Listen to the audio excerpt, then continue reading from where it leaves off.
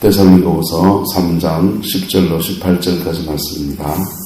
우리가 너희와 함께 있을 때에도 너희에게 명하기를 누구든지 일하기 싫어하거든 먹지도 말게 하라 하였더니 우리가 들은즉 너희 가운데 게으르게 행하여 도무지 일하지 아니하고 일을 만들기만 하는 자들이 있다 하니 이런 자들에게 우리가 명하고 주 예수 그리스도 안에서 권하기를 조용히 일하여 자기 양식을 먹으라 하노라. 형제들아, 너희는 선을 행하다가 낙심하지 말라. 누가 이 편지에 한 우리 말을 순종하지 아니하거든 그 사람을 지목하여 사귀지 말고 그로 하여금 부끄럽게 하라. 그러나 원수와 같이 생각하지 말고 형제같이 권면하라.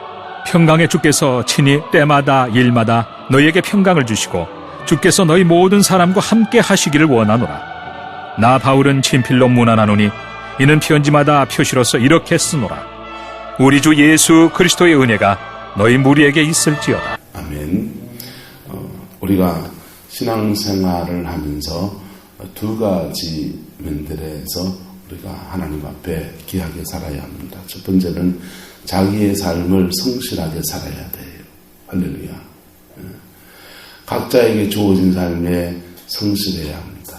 남편은 남편으로서, 아내는 아내로서, 또 자기의 주어진 일들, 직분, 교회 직분이면 목사는 목사로서, 장로님은 장로님으로서, 사모는 사모로서, 권사님은 권사님으로서, 가정주부로서 자기에게 주어진 자리에서 충성스럽게, 성실하게, 신실하게 살아야 됩니다. 농사꾼은 농사꾼답게, 장사하는 분은 장사하는답게 자기의 인생을 성실하게 살아야 합니다. 할렐루야. 그렇게 살아가면 하나님은 그 일에 축복하십니다. 성실하게 사는 자에게 하나님은 그 축복하시는데 본문에 보세요. 자, 11절에 보시면 게으르게 행하여 도무지 일하지 아니하고 일을 뭐 한다고 합니까? 만들기만 하는 사람이 있다는 거예요. 이런 자들에게 우리가 명하고 주 예수를 권하는데 조용히 뭐하고 일하여 뭐하라고 합니까? 자기 양식을 먹어라. 자, 네가 조용히 일하면 네 먹을 양식을 누가 준다? 하나님이 주신다. 네, 그거 먹으라는 겁니다. 그 다음 13절에 형제들아 너희는 뭘 하다가? 선을 행하다가 낙심하지 말라. 요건 뭐냐면 이제 지경을 넘어서는 거라고요. 지경을 넘어서서 자기의 삶을 성실하게 사는 것을 뛰어넘어서 다른 사람들에게 심는 삶. 할렐루야. 다른 사람들에게 덕을 끼치는 삶. 그렇게 살아가는 일을 해나갈 때에 낙심하란 말입니까? 하지 말란 말입니까? 죄송하지만 낙심할 일이 많다는 말이에요? 낙심할 일이 적다는 말이에요? 낙심할 일이 많지요. 옛말에 머리 검은 짐승은 거두지 말라 그랬다고 하듯이 여러분 사람을 돕는다고 하는 게 사람을 세워간다고 하는 게 사실은 많은 낙심의 시간들 포기하고 싶은 수없는 시간을 지나가는 겁니다. 수없는 시간을 지나가는 거예요. 조금 말 한마디 해줘서 그거 붙들고 그냥 일어서서 툴툴 틀고 가는 사람이 있는가 하면 대부분의 사람은 그렇지는 않아요. 대부분의 사람은 수없는 시간을 그와 함께 해주고 격려하고 세우고 그래도 배반 땡기는 게 인간이에요. 그래서 교회가 사람을 제대로 세우려고 하면 이 낙심의 시간을 어떻게 지나갈 것인가에 대한 고민이 필요합니다. 낙심의 시간을 포기해버리고 싶은 시간을 어떻게 지나갈 것인가에 대한 자기의 각오가 필요합니다. 그걸 뛰어넘어야 하는 겁니다. 예수님을 보십시오. 예수님이 사람들을 제대로 세웠지요. 그죠? 12제자를 제대로 세우잖아요. 그런데 예수님은요, 예수님의 사역은 무리들을 향한 사역이 있고요, 제자들을 향한 사역이 딱 나눠져요. 무리들을 향한 사역에는요, 그냥 막 떡을 그냥 막 느껴가지고 그냥 5천 명이 먹고요. 막 이런 이적도 나타나고요. 그들에게 복음을 전할 때 사람들이 와 하고 환호를 치릅니다. 그런데요, 그런 무리들이요, 기분 좋을 때는요, 종려나무까지 흔들고 호산나 지금 구원하여 주셔서 그러다가요, 그리고 기분 나쁘면요, 그 무리들이 다 죽이고 바라바를 내달라고 그런다고요. 예? 그게 무리예요. 그런데 그 무리들의 그런 것을 주님이 꾸짖나요? 그냥 받아들입니까? 다 받아들였죠. 그러니까 그런데 제자들은요 아주 철두철미했습니다. 예수님이 12제자들을 향해서 기적을 했겠다는 본문이 나옵니까? 하나 나와요. 베드로의 장모가 열병에 아파 누웠는데 열병을 위해서 기도해 줬다는 그 하나 나와요. 예. 예수님이 12제자들에게 주로 기적을 행하기보다는 그들을 부르실 때는 그렇게 했었죠. 예. 깊은 데 가서 그물을 던지라 이래가지고 고기를 자꾸 그러죠. 그런데요, 12제자들에게는 계속 그들에게 3년 동안 그들과 함께 하시면서 뭐 하시냐 따라합시다. 모본을 보이시고 멘토링 하시고. 멘토링 뭔지 아세요? 그들의 멘토가 되준단 말이에요. 그들의 너 그러지 마라, 이렇게 해라, 저렇게 해라 가르쳐주는 거예요. 그리고 또 그들에게 뭘 주시고요? 성령의 능력을 줘서 너희들 앞으로 사도가 되어서 주를 섬길 땐 이렇게 해야 된다 라고 하면서 권세 있는 사역이 무엇인지를 가르쳐 주시고 그들이 할 수 있도록 도와주시고. 그래서 예수님의 12제자들의 사역은 주로 멘토링이에요. 뭐라고요? 멘토. 그들의 멘토가 되어주는 거예요. 자, 그렇게 예수님이 제자들을 기를 때 가장 중요하게 있는 게 뭐냐 하면 따라합시다. 자기와 함께 있게 하시고. 사람이 변화되려면요, 함께 살아야 돼요. 진짜 사람을 변화시키려면 말 한마디 뭐 한다고 설교 한번 한다고 변화되는 건 아니에요. 조금 도전받는 거예요. 진짜 사람을 변화시키고 사람을 세우려면 함께 살아야 돼요. 그래서 그런 고민이 있어요. 진정한 영혼을 세우는 목회를 하려면 함께 살아야 되는데 이런 고민이 있어요.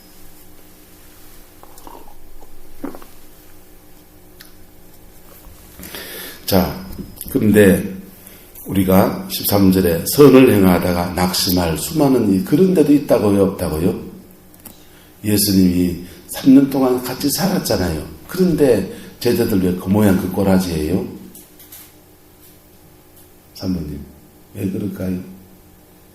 믿음이 약해서?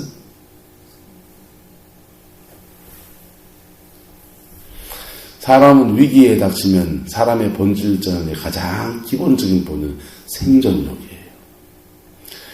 예수님의 12제자들이 그들의 생존력이 딱 그냥 그의 가슴에 치밀어 오를 때 다 도망가 버리는 거예요. 예수님 십자가에 죽으실 때 다 도망가요. 다 도망가고. 네. 베드로도 부인하고 저주하고 도망가고, 도마는 뻘거벗고 도망가고, 다 도망가요. 요한 한 사람만 예수님 십자가 곁에 머물지요.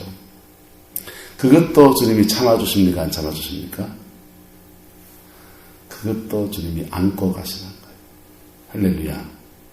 그리고요, 그렇게 배반하고 그랬던 제자들까지도 찾아가서 또다시 그들을 권면하고 그들의 영혼을 만져주시는 베드로에게 네가 아직도 나를 사랑하느냐?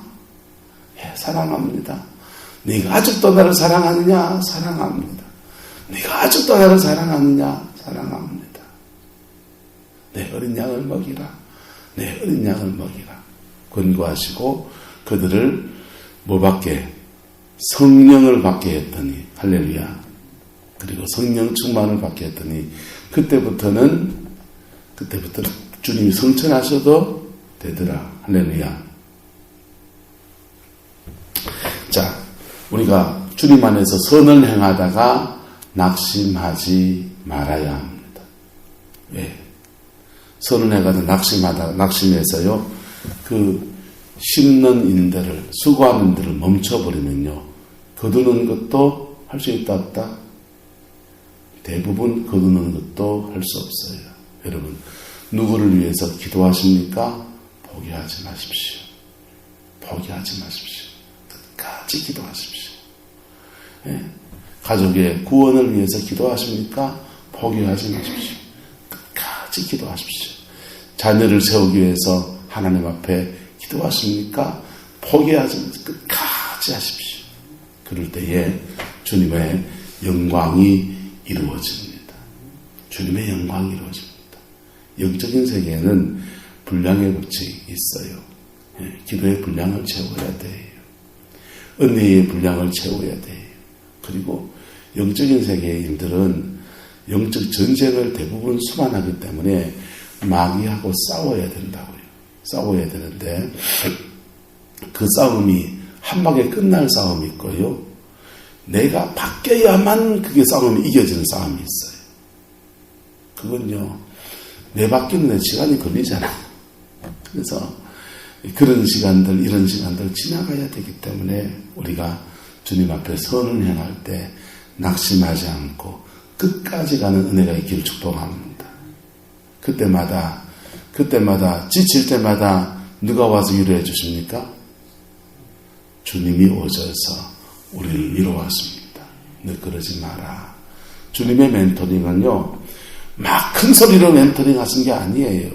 주님의 성령님이 우리를 멘토링 하시는 것은요, 사람 멘토링은요, 강집사님 그러지 마세요! 뭐 이렇게 할 수도 있고요. 성질 따라서 그냥 이렇게 막 그럴 수 있지만은, 주님의 성령님의 멘토링은 대부분 잔잔하십니다. 성령님의 멘토링은 이래 다가옵니다. 한번 따라합시다. 그러지 말아서야 했는데 이러면 좋겠다. 요령도 다가옵니다. 요령 다가옵니다. 옥성고사 오늘 새벽기도 안 나오셨네. 자, 옥성고사가 예를 들면 새벽기도를, 옥성고사는 지금 집에서 단잠을 주무시겠죠. 새벽기도를 이곳 일러주지 마세요. 새벽기도를 가야 됐는데 이 갈까요? 니 새벽기도 안 가! 원사가 돼가지고 이 갈까요? 새벽기도를 가야 됐는데 주님의 멘토링은 그렇게 잔잔하게 나로 말씀하십니다. 왜 나로 말씀하시느냐? 지금 상담을 공부해 보니까요, 상담하기 이런 게 있어요. 다른 사람에게 영향력을 끼치려면 아이 메시지를 하라. 나로 말해라. 예를 들면, 자, 누구한테 얘기할까? 이영현 권사님. 상처 안 받은 사람한테 얘기하지. 이 권사님 그러면 돼야 안 돼요? 이렇게 하는 게 아니고, 이건 이성간에보다 동성간에 더 쉬워요. 강 기자님 죄송합니다. 교보제. 강만 기자님, 저는 살아보니까 제가 부족하지만 이게 참 좋던데 이래 말하는 거예요. 강 기자님 어떻게 생각하세요? 이러는 겁니다. 강 기자님, 제가 신앙생활 해보고 하니까 기도를 할 때 손을 이래 들고 하는 것보다 막 이래 들고 할 때가 더 은혜가 되던데 강의자님 어떻게 생각하세요? 이 말이 뭔 말입니까? 기도할 때 이래 들고 하세요 이 말이잖아요. 이 말을 어떻게 하는 거예요? 아이 메시지를 할 때는 내가 겪어보니까 이게 더 유익하던데 이런 식으로 말하는 거예요. 이렇게 하란 말은 아니에요. 지금 갑자기 머리에서 안 돌아가서 그게 또 그런 거예요. 그래서 찬송을 할 때 찬미야, 난 찬송할 때 세게 좀 불러라 이래 말하고 싶은데, 찬미야, 난 찬송할 때 크게 부르니까 은혜가 더 되더라 야 이래 말하는 겁니다. 이게 뭡니까? 이거 아이 메시지라 그래요. 주어를 1인칭 메시지를 한단 말이에요. 너 이렇게 하지 말고 내가 해보니까 난 이게 더 좋더라 이래 말하는 거예요. 그렇게 말하면 사실은 더 영향력이 더 있다는 거예요.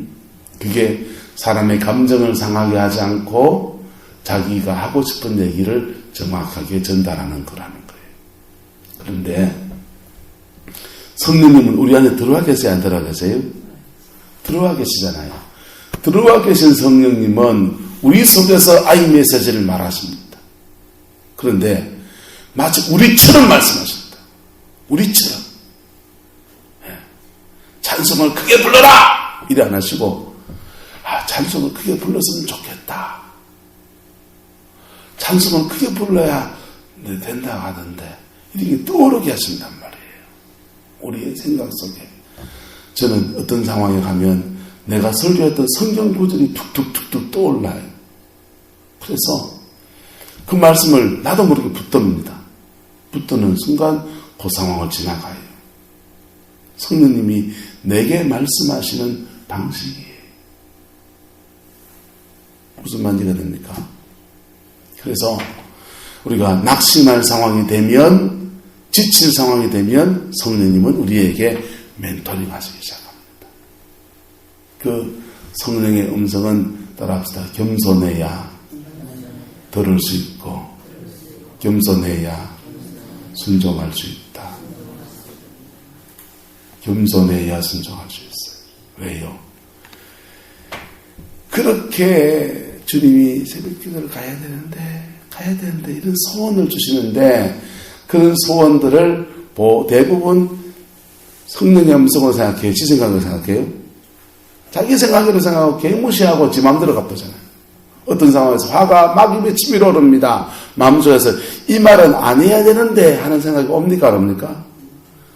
이 말은 안 해야 되는데 하는 생각이 오는데 이걸 무시하고 빡 지켜버리잖아요.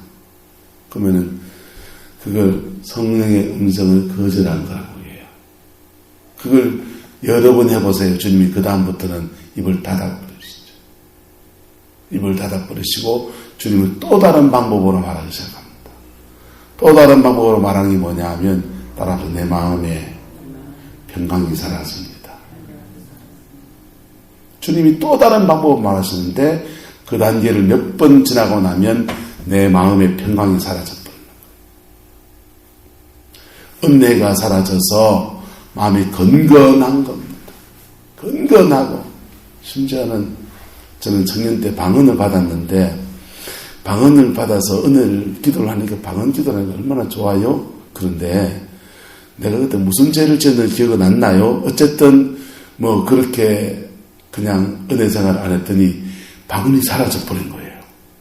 와, 방언이 사라지니까, 이 방언을 받고 은혜를 받던 사람이 방언이 사라지니까 이게 완전히 마른 막대기 같다는 말을 내가 그때 이해했어요.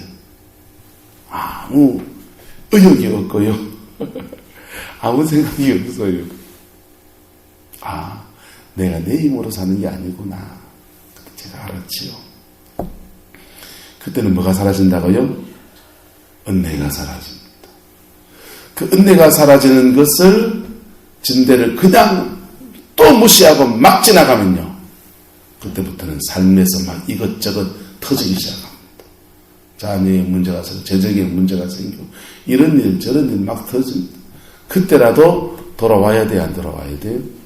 돌아와야 돼요. 그때라도 돌아와야 돼요. 그것도 무시하고 막 가면요, 양심에 화인 맞기 시작합니다. 죄를 지은 줄도 몰라요. 죄책감이 사라져요. 그때부터는 하나님이 그 영혼을 사단에게 내줘요. 왜? 사단에게 내주는 것도 하나님의 깊은 사랑이에요. 따라서 육체는 멸하고 그 영혼은 건지려고.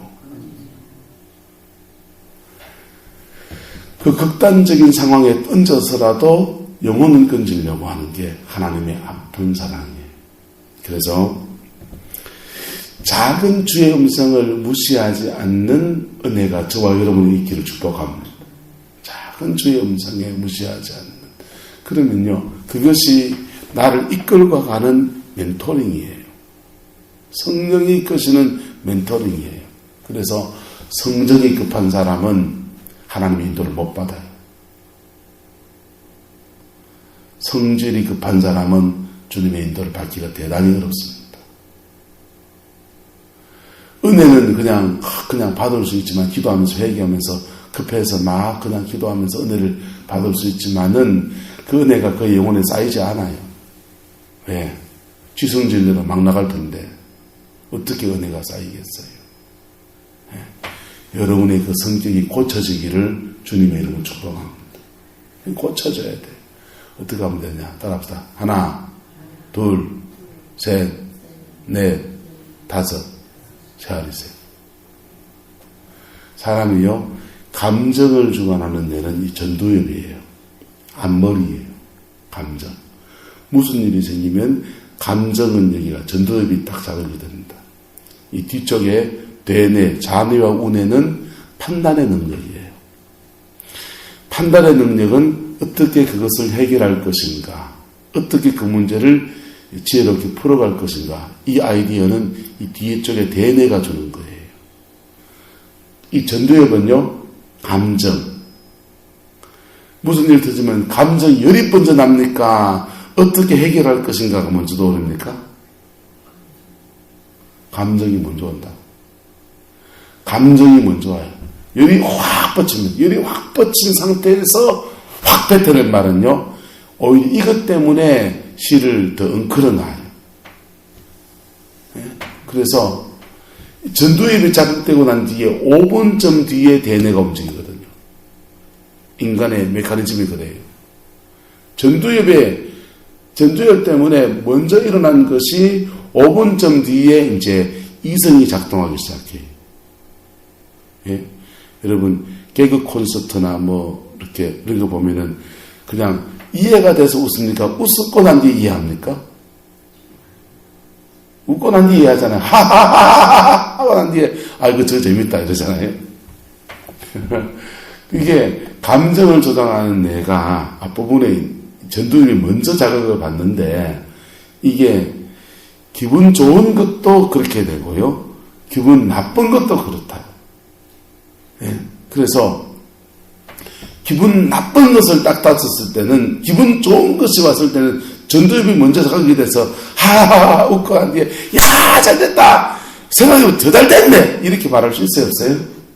괜찮지요. 그런데 이 문제는 상황이 안 좋은 일을 만났을 때의 문제. 상황이 안 좋은 일을 만났을 때, 상황이 안 좋은 문제를 해결을 해야 됩니까? 열이 받아야 됩니까? 해결해야 되잖아요. 해결하는 데 있어서 죄송하지만 이 전두엽은 별로 도움이 안 되는 거예요. 얘가 감정적으로 일으킨 그것을 지나가야 된다고. 한 5분쯤 걸린다고. 그게 5분쯤 지나고 나면 이성이 작동하겠습니다. 그때부터 지혜롭게 그 문제를 풀어가기 시작합니다. 할렐루야. 그래서 성질이 급한 사람은 전두엽에서 열받았을 때는 하는 것을 난 좀 수습이 안 돼요. 뱉어놓은 말들이. 뱉어놓은 말들이 수습이 안 돼가지고 문제를 해결하는 것보다, 원래 문제보다 이 뱉어놓은 말들이 더 큰 문제가 돼가지고는 그냥 감정 싸움이 돼가지고 난리가 나는 거예요. 여러분, 그런 사람에게는 지혜를 잡기가 어려운 거예요. 지혜가 있기를 축복합니다. 지혜가 있기를 축복합니다. 근데 성령의 음성이 이런 우리의 연약함과 부족함과 모든 거 다 아시면서 우리에게 멘토링 하신다. 작은 음성이 들리는데 막 열이 받은 상황에서 가서 감쪽에서 톡 하나 말씀이 떠오르고 어떤 마음이 팍 주어질 때, 이 말은 안 해야 되는데 할 때 성령이 급하면 확 저는 나쁜단 말이에요. 그러면 그게 더 큰 문제를 만든다고요. 하나님의 자녀가 아닌 게 아니고 그 연약함이 교회든지 가정이든지 온갖 걸 어지럽혀 버리는 거예요. 주님의 음성에 순종할 수 있기를 축복합니다. 그 주님의 음성에 순종해서 멘토링을 받으면 선을 행하면서 낙심할 고비를 넘어가서 또 넘어가서 몇 번의 고비를 넘어서 열매 맺는 아름다운 인생의 열매를 맺는 축복을 누리게 되는 거예요. 할렐루야. 그 은혜가 있기를 주님의 이름으로 축복합니다. 13절의 말씀을 같이 읽어보자. 시작. 형제들아 너희는 선을 행하다가 낙심하지 말라. 갈라디아서 이어서 한 구절 더 말합니다. 때가 이름에 뭐하리라? 거두리라. 선을 행하다가 낙심하지 말지니 때가 이름에 거두리라 그랬어요. 할렐루야. 때가 이름에 거두기 때문에 그 때까지 낙심하지 않고 꾸준하게 가야 돼. 여기서 또 뭘 지켜야 된다고요? 마음 지켜야 되는 거죠. 여러분의 마음 지켜가기를 예수님의 이름으로 축복합니다. 그리고 주님이 주신 그 마음을 따라서 마음만 지킨다고 된 게 아니고 그 마음을 따라서 뭐 해야 된다고요? 선을 행해야 된다니까. 선을 행. 자, 오늘 두 가지 얘기했습니다. 자기 삶을 성실하게 살자. 할렐루야. 여러분의 삶을 성실하게 살아가기를 예수 이름으로 축복합니다. 나는 무엇을 하는 것이 나의 성실함인가? 묵상해 볼 수 있기 바라요. 나는 가정주부니까, 나는 농사꾼이니까, 나는 교회 목사니까, 나는 사모니까, 나는 장사해야 되니까 내 일에서 성실할 수 있길 축복합니다. 그러면 그것이 자기 양식을 먹는 심은 대로 거두게 하시는 축복을 누리게 하실 겁니다. 할렐루야. 두 번째로는 그 지경을 넘어서서 다른 사람을 돕는 일들, 다른 사람을 돕는 일들, 그거 성실할 수 있고 거기에 하나님의 은혜가 있기를 축복합니다. 그것이 선을 행하다가 낙심하지 않는 것입니다. 그렇게 살면요, 16절에 평강의 주께서 때마다 인마다 너희에게 무엇을 주시고 평강을 주시고 주께서 너희 모든 사람과 주님이 함께하는 아름다운 복이 있는 것입니다. 여러분의 때마다 인마다 주님이 평강으로 다가오시기를 축복합니다. 주님은요, 우리와 늘 함께 하시는데 해초리 들고 오는 사람도 있다고요. 해초리 들고 오는 사람도 있다고요. 주님은요, 우리에게 다가오실 때 너의 직분을 폐하리라 이렇게 오신다고. 목사가 먼저 합니까? 목을 내놓고 사는 사람이 목사예요. 하나님이 목사 직분 폐하면요, 목사 못하는 거죠. 예? 성경에 보세요. 청지기의 직분을 폐하리라 이러잖아요. 왜요? 자기의 삶을 성실하게 안 살고 그리고 그 직분 속에서 마땅히 해야 되는 일을 제대로 감당 못하면 주님이 폐하시는 거죠. 그래서 직분이 미끄러져요. 예? 이거는 우리가 세상의 직분은 한 번 목사는 영원한 목사고 한 번 장로는 영원한 장로님이고 한 번 권사님은 영원한 권사님이고 그렇지만은 하나님이 보시기엔 아니다. 그랬을 때는요, 얄짤 없어요. 직장 잘리듯이 훅 잘라버린다. 사모가 뭐 불건조합니까, 사모님? 하나님은 훅 함부로 보면 끝장이요. 목 내놓고 사는 게 목사고 그런 거예요. 여러분, 하나님 앞에서 선을 행해가는 저와 여러분 되길 축복합니다. 여러분이 주신 직분에 충실하세요. 여러분이 맡은 일에 충실하세요. 내게 맡긴 영혼에 충실하세요. 내게 주어진 그 일들 속에 신실하십시오. 그러면 하나님은 해초리 들고 안 오세요. 평강의 하나님으로 오십니다. 예. 어린 양 예수의 그 피로 우리를 용서하실 때는 주님은 그 보혈의 불의를 덮으실 때는 주님은요, 그 아들과 함께 모든 것을 은사로 주시려고 우리에게 그렇게 목숨까지 주신 하나님이십니다. 할렐루야. 그 하나님이 여러분의 삶에 연단의 채절이 그만 들고 오시고 평강으로 오시기를 주님의 이름으로 축복합니다. 그러려면 우리가 말씀 앞에 반응해야 돼요. 주님의 말씀 앞에 두 가지 말씀. 내 삶을 뭐하다? 성실하게. 또 하나는요, 선을 행하는 삶. 내 삶을 신실하게 살면 내 먹을 양식 내가 챙기는 내 삶이에요. 그런데 심어서 거두는 것은요. 심어서 거두는 것은 따라합시다. 30배, 60배, 100배, 하늘나라에서 면류관. 할렐루야. 예. 심어서 거두는 것은 30배, 60배, 100배로 거두는 거예요. 그리고 저 하늘나라에서는 면류관 주십니다. 예. 그래서 이런 은혜가 저와 여러분에게 있기를 예수 이름으로 축복합니다.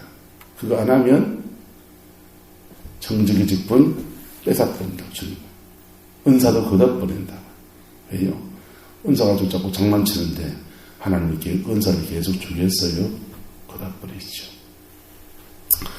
예, 주님과 함께 사는 것이 우리에게 징계도 아니고 심판도 아니고 복이 되기를 예수님의 이름으로 축복합니다. 예수 믿는 사람은 따라 예수 믿는 사람은 리브나 거구나 성령과 함께 산다. 성령과 함께 살아요. 따라서 예수 믿는 사람은 신앙이 좋으나 나쁘나 성령과 함께 산다. 예수 믿는 사람은 은혜를 받은 사람이나 안 받은 사람이나 새벽기도에 오든지 안 오든지 관계없이 주님과 함께 사는 거예요.